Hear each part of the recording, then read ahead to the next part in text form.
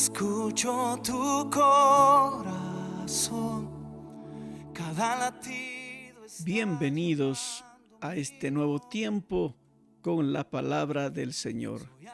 Y ahora, empezando el libro de Éxodo, en esta lectura tan especial en la Nueva Traducción Viviente, entramos en una serie de relatos que nos traen grandes lecciones y también algunas preguntas al Señor de por qué suceden ciertas cosas que no parecen ser productivas, que al final Dios en su magna sabiduría tiene la respuesta. Los israelitas en Egipto, Éxodo capítulo 1. Estos son los nombres de los hijos de Israel, es decir, Jacob, que se trasladaron a Egipto con su padre, cada uno con su familia: Rubén, Simeón, Leví, Judá, Isaacar, Zabulón, Benjamín, Dan, Neftalí, Gad y Aser. En total, Jacob tuvo 70 descendientes en Egipto, incluido José, quien ya se encontraba allí. Con el tiempo, José y sus hermanos murieron y toda esa generación llegó a su fin. Pero sus descendientes, los israelitas, tuvieron muchos hijos y nietos. De hecho, se multiplicaron tanto que llegaron a ser sumamente poderosos y llenaron todo el territorio. Tiempo después, subió al poder de Egipto un nuevo rey que no conocía nada de José ni de sus hechos. El rey le dijo a su pueblo: miren, el pueblo de Israel ahora es más numeroso y más fuerte que nosotros. Tenemos que idear un plan para evitar que los israelitas sigan multiplicándose. Si no hacemos nada y estalla una guerra, se aliarán con nuestros enemigos, pelearán contra nosotros y luego se escaparán del reino. Por lo tanto, los egipcios esclavizaron a los israelitas y les pusieron capataces despiadados a fin de subyugarlos por medio de trabajos forzados. Los obligaron a construir las ciudades de Pitón y Ramsés como centros de almacenamiento para el rey. Sin embargo, cuanto más los oprimían, más los israelitas se multiplicaban y se esparcían. Y tanto más se alarmaban los egipcios, por eso los egipcios los hacían trabajar sin compasión. Les amargaban la vida, forzándolos a hacer mezclas, a fabricar ladrillos y a hacer todo el trabajo del campo. Además, eran crueles en todas sus exigencias. Momentos muy difíciles que pasó el pueblo de Israel, obviamente. Esta historia nos hace pensar en lo que Dios había planeado para el futuro. Nos llama la atención, por ejemplo, que un nuevo rey que no conocía a José. ¿Cómo es eso? Si José era tan importante, ¿cómo es que se podía ser olvidado? Pero no era así la situación. Lo que pasa es que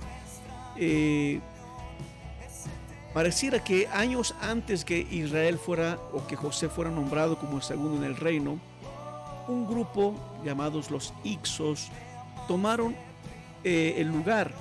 Fueron los hombres que probablemente inventaron las primeras carretas para la guerra.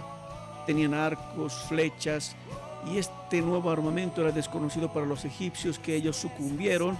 Y estos reyes, o los reyes ladrones como los llaman, o los reyes pastores como los llaman en la historia, fueron aquellos que dominaron todo aquel imperio, especialmente el área del norte de Egipto.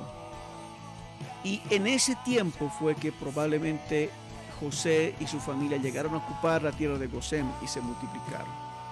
Eran tan pocos, eran simplemente unos 70, pero de allí se multiplicaron a tanto que fue impresionante, como Dios había prometido. Según la historia, cuando Tebas se rebeló, Tebas estaba al centro de la región, se rebelaron contra estos reyes invasores y los expulsaron aproximadamente en el año 1570. Mientras que los Hicsos respetaban los recuerdos de José, los verdaderos egipcios expulsaron a todos los a los Hicsos del lugar. Como les decía, los Hicsos habían llegado con armamento, con carros, con flechas, con caballos, algo que los egipcios desconocían, pero ahora ellos se habían fortalecido y pues tomaron la opción de retirarlos y pues a tener una gran victoria. El tipo de armamento, especialmente el carro, es muy distinguido en cuanto a los Hicsos, que ahora serían expulsados de la tierra. En consecuencia, este nuevo rey llegaría a ser ahora de una dinastía de sangre pura. Estos faraones estarían muy celosos de los pueblos que vivían en su territorio. En este caso, Tutmosis III, Tutmosis III, así como se le conoce, que no sabía de lo que hizo José, simplemente empezó a tener muchos celos sobre quienes estaban viviendo. Primeramente, en un principio, cuando ellos tomaron el poder, no les afectó mucho. Prácticamente dice la historia que los primeros faraones lo único que hicieron era expulsar a los Hicsos. Pero Tutmosis III, en la época después de la reina Hatshepsut, así se llama, el faraón Tutmosis III emprendió campañas que se caracterizaban con la sumisión de ciertos pueblos que estaban en aquel lugar. Así fue que los israelitas fueron tomados como esclavos. Y ya que la historia cuenta que Tutmosis III tenía en su política la pasión bélica y el auge de las grandes construcciones que llegarían a ser conocidas como las pirámides y otras, que estaremos hablando posteriormente. Son temas interesantes en cuanto a esta situación que el pueblo de Israel enfrentaría. La esclavitud, el dolor. Uno diría, ¿por qué entonces llegaron? ¿Por qué no estuvieron unos años más y se retiraron? Dios los habría guiado a retirarse. Es que Dios quería ser manifestado en todo lugar. En este caso, pasó algo que fue la decisión de seres humanos, guerras entre seres humanos, pero que el plan y el propósito de Dios sobre su pueblo Israel no estaba para nada olvidado. Allí sufrieron, pero es interesante que ellos se multiplicaron en medio del sufrimiento. Eran muchos. El temor de Tutmosis era si es que ellos se aliaran con otras naciones, en una batalla nos vencerían, pues son más fuertes que nosotros. Claro, la constitución de los israelitas era mucho más gruesa, probablemente usada, tenían barba, bigote, cosa que los egipcios no, y ellos eran más fuertes. Entonces dijeron, tenemos que hacer algo para que ellos sean relegados.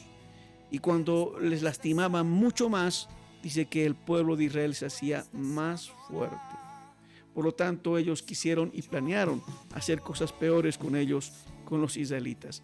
Fabricar ladrillos, hacer trabajos de campo, muy crueles en toda su exigencia. No tenían compasión de los israelitas, amargaban su vida constantemente.